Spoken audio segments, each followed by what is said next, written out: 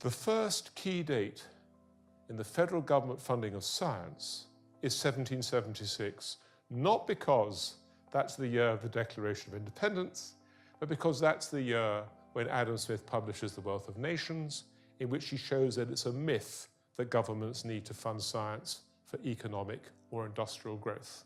In fact, industry will supply all the research it needs, both pure and applied.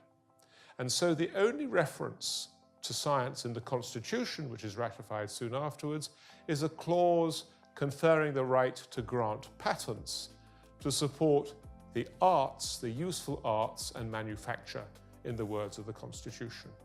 Apart from that, there is no federal government funding for science until the next key date, which is 1861. In 1861, the Civil War breaks out, and the federal government in Washington pours money into institutions of research to create the material it needs to win that war, ironclads and the like. But all that comes to an abrupt halt after 1865.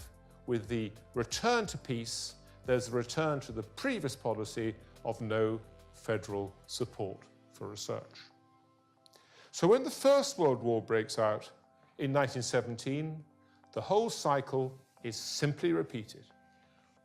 War was declared in 1917, huge investment in research, new institutions such as the National Research Council are created, research takes place into torpedoes and other new technologies, and then in 1919, with the advent of peace again, all the research is demobilized, the scientists, the institutions are demobilized, and America returns to its traditional policy of no federal support for science in peacetime.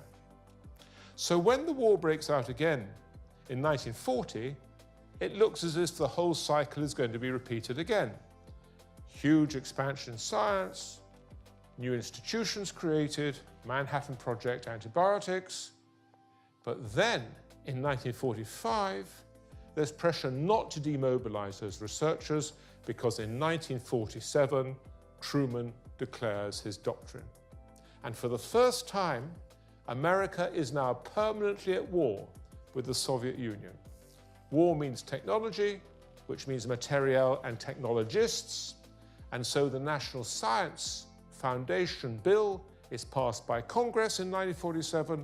Soon thereafter, it's signed into law by Truman, and so for the first time, for the purposes of supporting the Cold War, the American government starts to fund science in peacetime.